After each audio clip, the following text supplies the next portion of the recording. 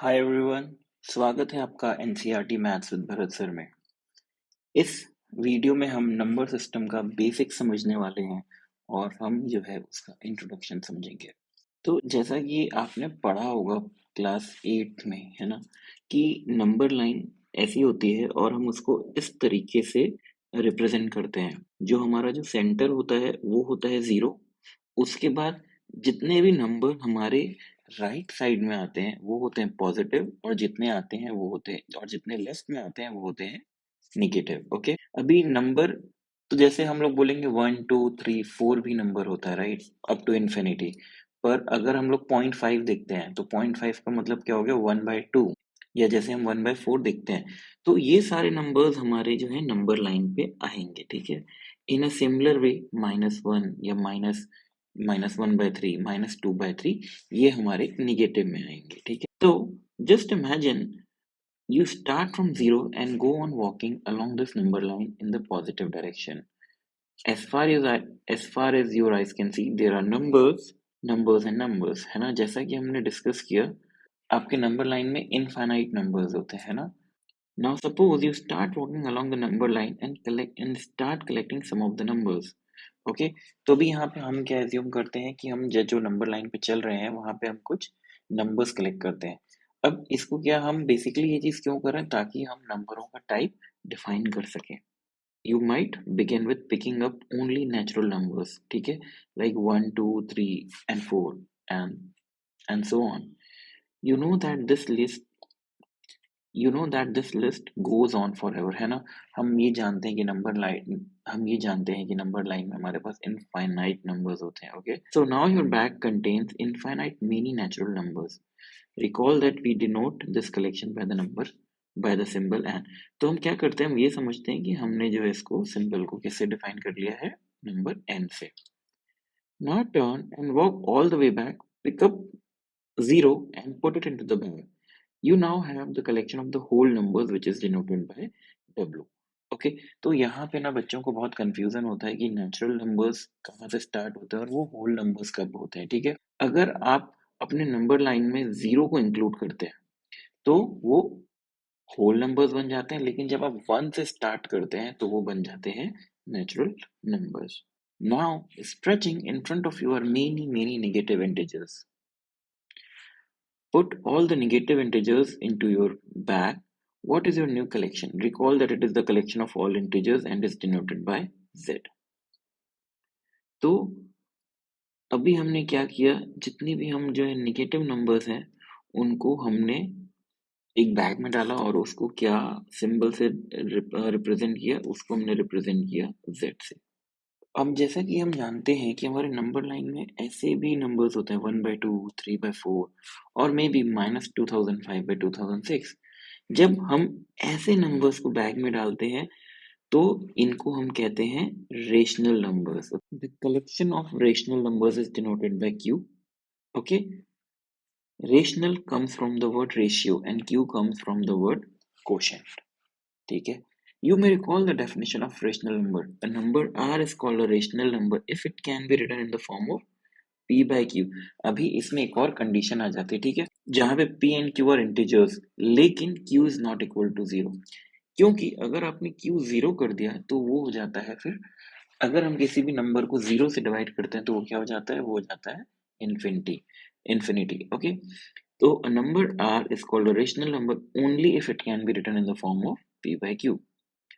Notice now that all the numbers in the bag can be written in the form of P by Q, where P and Q are integers, okay, and Q is not equal to 0. For example, -25.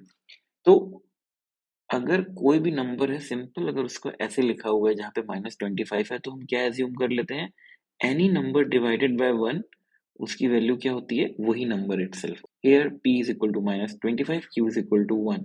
Therefore, rational numbers also include natural numbers, whole numbers, and integers. So now you also know that rational numbers do not have a unique representation in the form of P by Q, where P and Q are again integers and Q is not equal to 0. तो 1/2 को हम क्या लिख सकते हैं, 2/4 भी लिख सकते हैं, इसको हम 10/20 भी लिख सकते हैं, पता है कैसे? अब जैसे 2/4 है, अगर आप इसको 2 से डिवाइड करोगे तो इसकी वैल्यू क्या आ जाएगी? 1/2, है ना? फिर इसको भी अगर हमने 10 से डिवाइड किया तो 1/2 आ गई इसकी वैल्यू। अगर हम इसको भी 5 से डिवाइड करते हैं तो ये कितना हो जाएगा? 5/10। फिर इसको काटे तो ये आ गई 1/2, इन एंड सो ऑन, है ना? तो these are equivalent rational numbers और फ्रैक्शंस। हम रैशनल नंबर्स को क्या फ्रैक्शंस भी बोल सकते हैं। However, when we say that p by q is a rational number, or even when we represent p by q on the number line, again हम repeat कर रहे हैं कि q is not equal to 0, है ना? And that p q have no common factors other than 1, that is p and q are co-prime. So on the number line among the infinite many fractions equal to 1/2, we will choose 1/2 to represent all of them.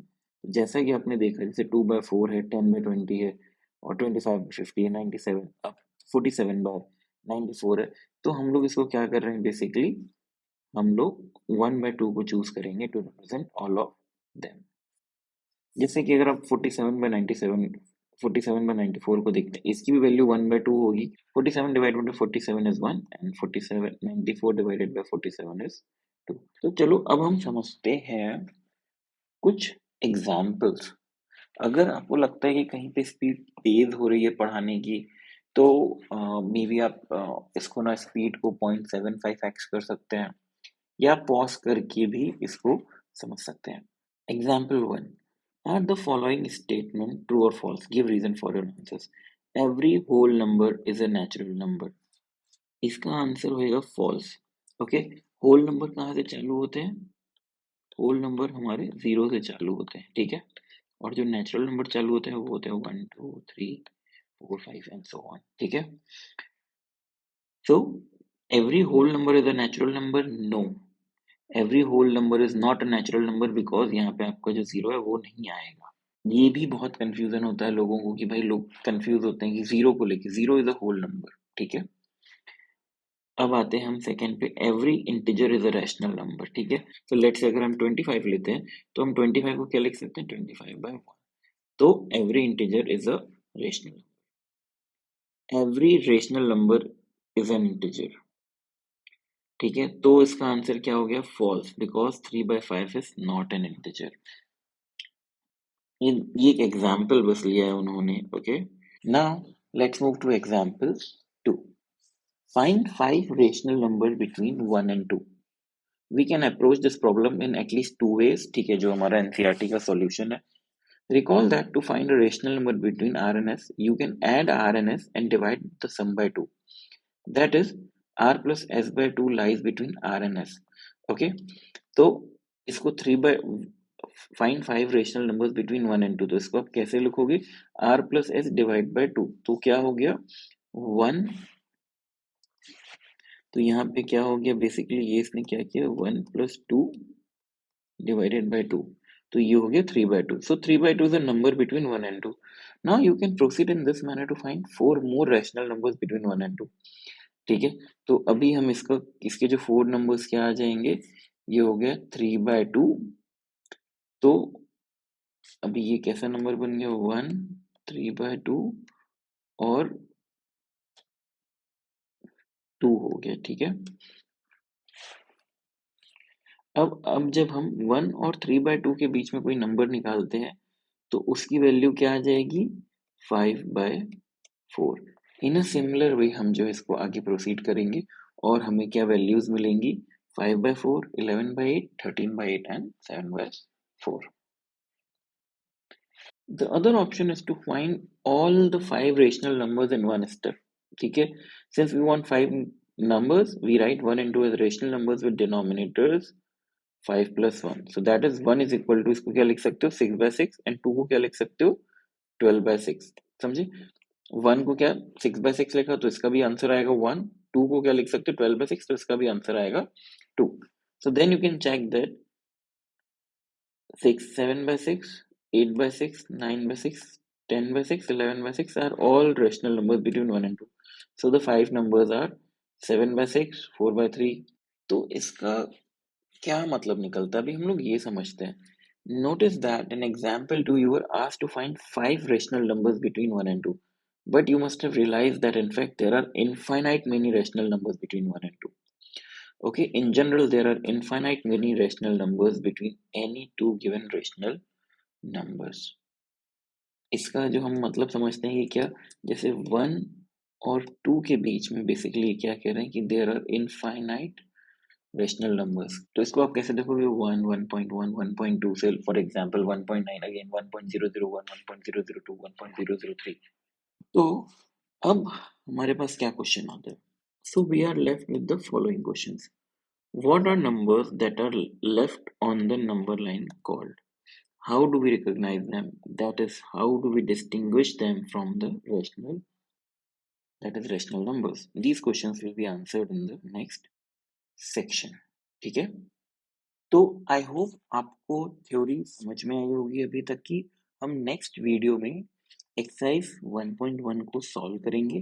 अगर आपको video समझ में आ रही है और अच्छी लग रही है तो do subscribe to the channel, ताकि आपको अगले वीडियोस की नोटिफिकेशन मिलती चले। सो थैंक यू एंड हम अगले वीडियो में मिलते हैं।